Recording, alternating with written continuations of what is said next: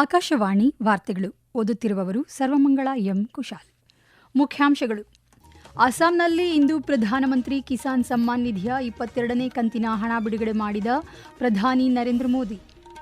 ಜಾಗತಿಕ ಹಿನ್ನಡೆಗೆ ಪ್ರತಿಕ್ರಿಯಿಸಲು ಲೋಕಸಭೆಯಲ್ಲಿಂದು 57,381 ಕೋಟಿ ರೂಪಾಯಿ ಆರ್ಥಿಕ ಸ್ಥಿರೀಕರಣ ನಿಧಿ ಸ್ಥಾಪನೆಗೆ ಕೇಂದ್ರ ಸರ್ಕಾರ ಪ್ರಸ್ತಾಪ. ಮಹಿಳೆಯರ ಮುಟ್ಟಿನ ರಜೆ ಕುರಿತು ರಾಷ್ಟ್ರವ್ಯಾಪಿ ನೀತಿ ಕೋರಿ ಸಲ್ಲಿಸಿದ ಅರ್ಜಿ ವಿಚಾರಣೆಗೆ ತೆಗೆದುಕೊಳ್ಳಲು ನಿರಾಕರಿಸಿದ ಸುಪ್ರೀಂ ಕೋರ್ಟ್. ಭಾರತೀಯ ರೈಲ್ವೆ ಒಟ್ಟಾರೆಯಾಗಿ 77% ಸಮಯ ಪಾಲನೆಯನ್ನು ಸಾಧಿಸಿದೆ. ಸಚಿವ ಅಶ್ವಿನಿ ವೈಷ್ಣವ್. ವಾರ್ತೆಗಳ ವಿವರ. ಪ್ರಧಾನಿ ನರೇಂದ್ರ ಮೋದಿ ಅವರು ಅಸ್ಸಾಂನ ಗುವಾಹಟಿಯಲ್ಲಿ ಇಂದು ಪ್ರಧಾನಮಂತ್ರಿ ಕಿಸಾನ್ ಸಮ್ಮಾನ್ ನಿಧಿಯ 22ನೇ ಕಂತಿನ ಹಣವನ್ನು ಬಿಡುಗಡೆ ಮಾಡಿದರು. ಇದೇ ವೇಳೆ ಮಾತನಾಡಿದ ಪ್ರಧಾನಿ, ಈ ಯೋಜನೆಯು ರೈತರಿಗೆ ಅನುಕೂಲಕರವಾಗಿದ್ದು ಒಮ್ಮೆಲೆ ಕೋಟ್ಯಂತರ ರೈತರ ಖಾತೆಗೆ ಹಣ ಜಮಾವಣೆಯಾಗಲಿದ್ದು ಪ್ರಪಂಚದ ಯಾವುದೇ ದೇಶಗಳಲ್ಲಿ ಇಂತಹ ಉಪಕ್ರಮ ಜಾರಿಯಲ್ಲಿಲ್ಲ ಎಂದು ತಿಳಿಸಿದರು. पीएम किसान सम्मान निधि के तहत 18,000 करोड़ रुपए से अधिक की राशि हमारे करोड़ों अन्नदाताओं के खातों में भेजी गई है. ये योजना वाकई अद्भुत है. एक क्लिक से करोड़ों किसानों के बैंक खाते में सीधे पैसा जमा होता है. दुनिया के विकसित देशों में भी ऐसा संभव नहीं है. ಒಟ್ಟು 18,640 ಕೋಟಿ ರೂಪಾಯಿಗಳನ್ನು ಬಿಡುಗಡೆ ಮಾಡಿದ್ದು 2,000 ರೂಪಾಯಿಯಂತೆ ಸುಮಾರು 9,32 ಲಕ್ಷ ರೈತರ ಬ್ಯಾಂಕ್ ಖಾತೆಗಳಿಗೆ ನೇರ ವರ್ಗಾವಣೆ ಮೂಲಕ ಹಣ ಜಮೆಯಾಗಿದೆ.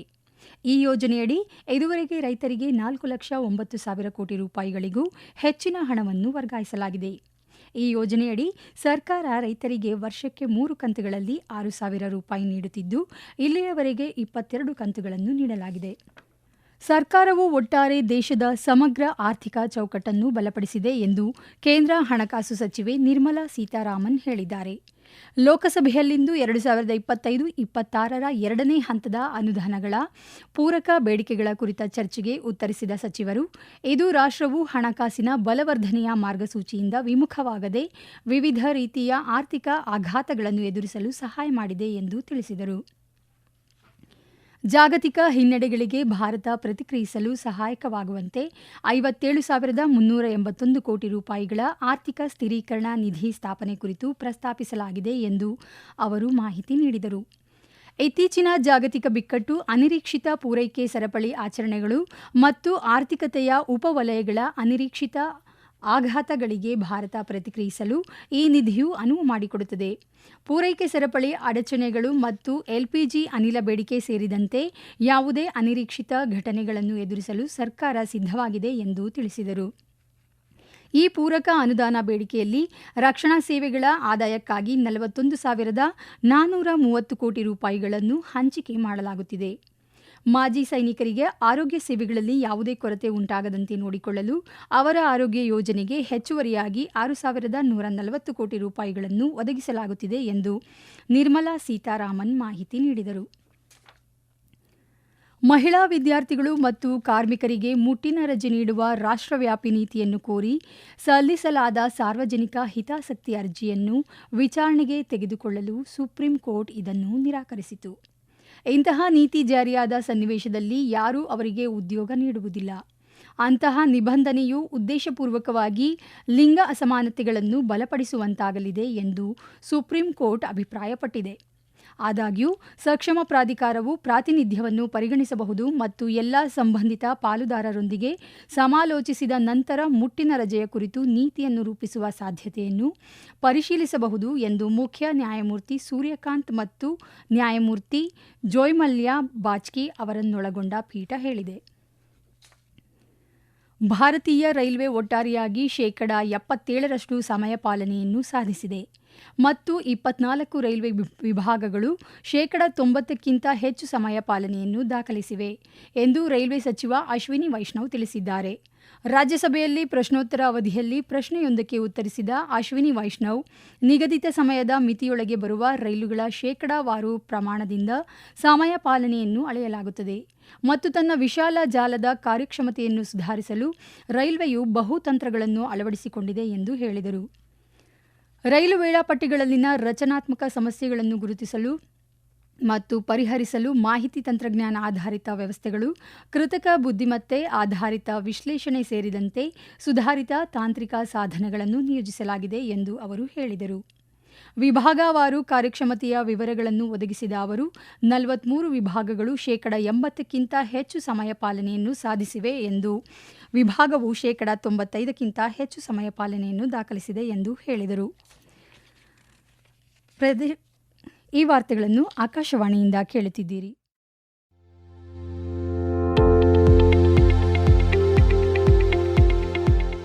ನಮ್ಮ ಎಲ್ಲ ರಾಷ್ಟ್ರೀಯ ವಾರ್ತೆಗಳು ಹಾಗೂ ಪ್ರದೇಶ ಸಮಾಚಾರ ಈಗ ಆಕಾಶವಾಣಿ ನ್ಯೂಸ್ ಕನ್ನಡ ಯೂಟ್ಯೂಬ್ ಚಾನೆಲ್ನಲ್ಲಿ ಲಭ್ಯ. ನಮ್ಮ ಎಕ್ಸ್ ಖಾತೆ ಮತ್ತು ಇನ್ಸ್ಟಾಗ್ರಾಂ ಖಾತೆ ಆಕಾಶವಾಣಿ ನ್ಯೂಸ್ ಕನ್ನಡ. ಹೆಚ್ಚಿನ ಮಾಹಿತಿಗಾಗಿ ನಮ್ಮ ಫೇಸ್ಬುಕ್ ಖಾತೆ ಆಕಾಶವಾಣಿ ವಾರ್ತೆ ಕನ್ನಡವನ್ನು ಅನುಸರಿಸಿ. ಮಾಹಿತಿಗಳ ಹೂರಣ, ವಾರದ ಕಾರ್ಯಕ್ರಮ, ಪ್ರಚಲಿತ ವಿದ್ಯಮಾನ ಪ್ರತಿ ಬುಧವಾರ ರಾತ್ರಿ 9:15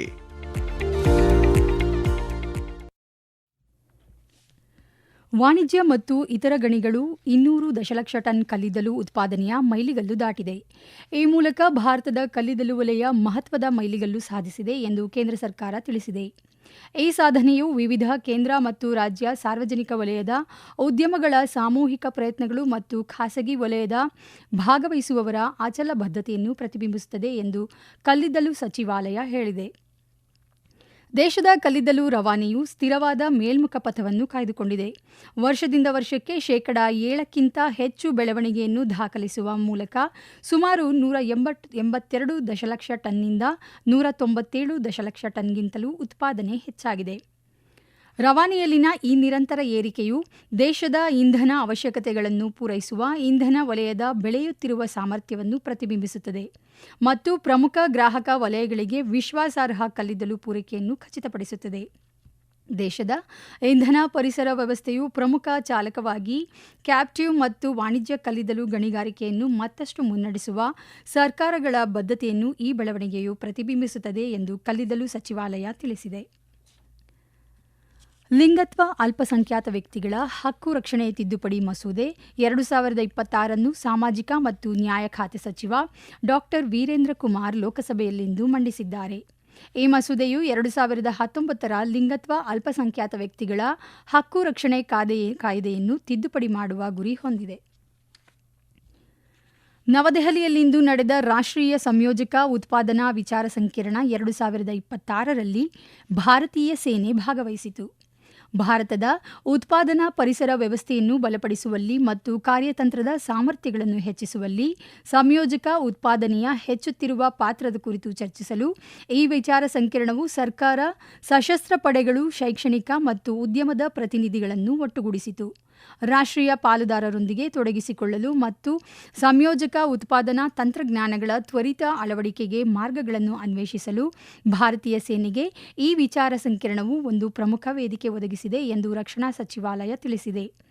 ಭವಿಷ್ಯದ ರಕ್ಷಣಾ ಅವಶ್ಯಕತೆಗಳನ್ನು ಬೆಂಬಲಿಸುವ ಸಾಮರ್ಥ್ಯವಿರುವ ಸ್ಥಿತಿಸ್ಥಾಪಕ ಮತ್ತು ಸ್ವಾವಲಂಬಿ ಉತ್ಪಾದನಾ ಪರಿಸರ ವ್ಯವಸ್ಥೆಯನ್ನು ಅಭಿವೃದ್ಧಿಪಡಿಸಲು ಸರ್ಕಾರ, ಕೈಗಾರಿಕೆ ಮತ್ತು ಶೈಕ್ಷಣಿಕ ಸಂಸ್ಥೆಗಳ ನಡುವಿನ ಸಹಯೋಗದ ನಾವೀನ್ಯತೆಯ ಮಹತ್ವವನ್ನು ಚರ್ಚೆಗಳು ಬಲಪಡಿಸಿದವು. ದೇಶದ ರಾಷ್ಟ್ರೀಯ ಹೆದ್ದಾರಿಗಳ ಪಕ್ಕದಲ್ಲಿ ಇಂಧನ ಕೇಂದ್ರ, ರೆಸ್ಟೋರೆಂಟ್ ಅಥವಾ ವಿಶ್ರಾಂತಿ ನಿಲ್ದಾಣವನ್ನು ಸ್ಥಾಪಿಸಲು ಅಗತ್ಯವಾದ ಪ್ರವೇಶ ಅನುಮತಿ ಪಡೆಯುವ ಪ್ರಕ್ರಿಯೆಯನ್ನು ನವೀಕರಿಸಿದ ರಾಜ್ಮಾರ್ಗ್ ಪ್ರವೇಶ ಆನ್ಲೈನ್ ಪೋರ್ಟಲ್ ಸರಳೀಕರಿಸಿದೆ ಎಂದು ಕೇಂದ್ರ ಸರ್ಕಾರ ತಿಳಿಸಿದೆ. ಕೊನೆಯಲ್ಲಿ ಮತ್ತೊಮ್ಮೆ ಮುಖ್ಯಾಂಶಗಳು. ಅಸ್ಸಾಂನಲ್ಲಿ ಇಂದು ಪ್ರಧಾನಮಂತ್ರಿ ಕಿಸಾನ್ ಸಮ್ಮಾನ್ ನಿಧಿಯ 22ನೇ ಕಂತಿನ ಹಣ ಬಿಡುಗಡೆ ಮಾಡಿದ ಪ್ರಧಾನಿ ನರೇಂದ್ರ ಮೋದಿ. ಜಾಗತಿಕ ಹಿನ್ನಡೆಗೆ ಪ್ರತಿಕ್ರಿಯಿಸಲು ಲೋಕಸಭೆಯಲ್ಲಿಂದು 57,381 ಕೋಟಿ ರೂಪಾಯಿ ಆರ್ಥಿಕ ಸ್ಥಿರೀಕರಣ ನಿಧಿ ಸ್ಥಾಪನೆಗೆ ಕೇಂದ್ರ ಸರ್ಕಾರ ಪ್ರಸ್ತಾಪ. ಮಹಿಳೆಯರ ಮುಟ್ಟಿನ ರಜೆ ಕುರಿತು ರಾಷ್ಟ್ರವ್ಯಾಪಿ ನೀತಿ ಕೋರಿ ಸಲ್ಲಿಸಿದ ಅರ್ಜಿ ವಿಚಾರಣೆಗೆ ತೆಗೆದುಕೊಳ್ಳಲು ನಿರಾಕರಿಸಿದ ಸುಪ್ರೀಂ ಕೋರ್ಟ್. ಭಾರತೀಯ ರೈಲ್ವೆ ಒಟ್ಟಾರೆಯಾಗಿ 77% ಸಮಯ ಪಾಲನೆಯನ್ನು ಸಾಧಿಸಿದೆ, ಸಚಿವ ಅಶ್ವಿನಿ ವೈಷ್ಣವ್. ಇಲ್ಲಿಗೆ ವಾರ್ತಾ ಪ್ರಸಾರ ಮುಕ್ತಾಯವಾಯಿತು. ನಮ್ಮ ಮುಂದಿನ ವಾರ್ತಾ ಪ್ರಸಾರ ನಾಳೆ ಬೆಳಗ್ಗೆ 7:05